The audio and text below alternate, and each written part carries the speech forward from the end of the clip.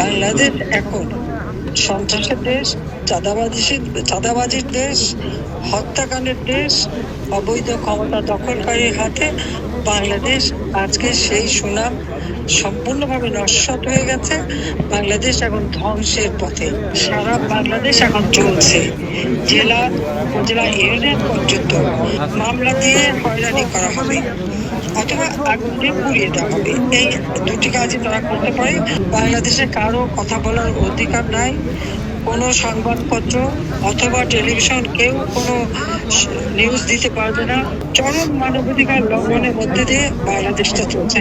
এই ধরনের একটা অন্ধকার যুগের দিকে আমাদের দেশটাকে ঠেলে দিচ্ছে, দেশের মানুষকে ঠেলে দিচ্ছে। আশ্রয়ের মাধ্যমে যাদের পরিবার ঘর দিয়েছি সেগুলো দখল করে দিচ্ছে।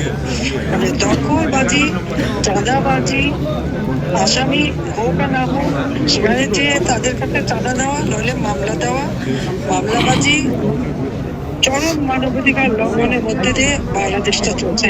এই অবস্থা থেকে মুক্তি পাওয়াটাই হচ্ছে এখন সব থেকে বড় প্রয়োজন, দেশের মানুষকে রক্ষা করার। তো আমি আমাদের প্রবাসী যারা, তাদেরকে ধন্যবাদ জানাই। তারা যে গণতন্ত্র ফিরিয়ে আনার জন্য, দেশের মানুষের শান্তি নিরাপত্তা নিশ্চিত করার জন্য যে সকল পদক্ষেপ আপনারা নিচ্ছেন, আপনাদের অনেক ধন্যবাদ। বাংলাদেশে কারো কথা বলার অধিকার নাই। কোনো সংবাদপত্র অথবা টেলিভিশন কেউ কোনো নিউজ দিতে পারবে না। সব জায়গায় তার ওই মেটিকুলাসলি ডিজাইনের মাস্টার মাইন্ডের প্রতিনিধি সব জায়গায় বসে আছে। আওয়ামী লীগের লক্ষাধিক নেতা কর্মী আমাদের বাড়ি ঘর পুড়ে অঙ্গার হয়ে গেছে এবং যার ভুক্তভোগী আমাদের অনেকে প্রবাসীও। তো আমি আপনাদের সবাইকে এইটুকু বলবো যে দেশের মানুষের জীবন মান রক্ষা করা, তাদের জীবনের শান্তি ফিরিয়ে আনা, কর্মসংস্থান ব্যবস্থা করা, দ্রব্যমূল্য নিয়ন্ত্রণ করা, ন্যায় বিচার নিশ্চিত করা, আইনের শাসন নিশ্চিত করা, এটা একান্তভাবে অপরিহার্য। তার জন্য আপনারা যে আন্দোলন করছেন সেজন্য আপনাদেরকে আন্তরিক ধন্যবাদ জানাচ্ছি। আর আন্তর্জাতিকভাবেও আমার এটাই আবেদন থাকবে যে একবার ফিরে দেখুন, আওয়ামী লীগ 2009 সাল থেকে এই 24 সাল পর্যন্ত বাংলাদেশকে উন্নয়নের রোল মডেল হিসেবে বিশ্বব্যাপী প্রতিষ্ঠিত করেছিল।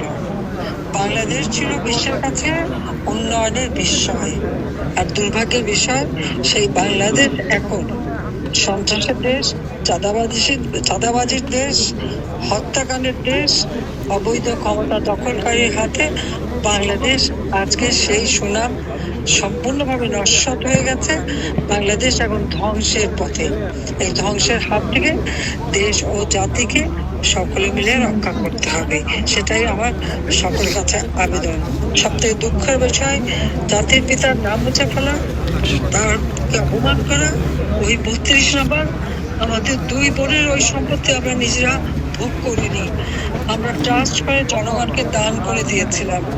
আমাদের স্বাধীনতার স্মৃতি বিজড়িত, সেটাও আগুন দিয়ে পুড়িয়ে দিয়েছে। আর আমাদের বাড়িঘর সব তো পুড়িয়ে লুটপাট করা হয়েছে।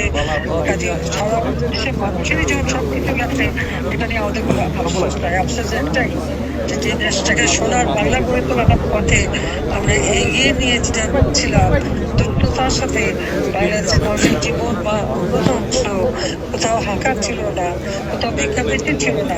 মানুষের জীবনে স্বস্তি ফিরেছিল, সেটাকেই নস্যাৎ করেছে।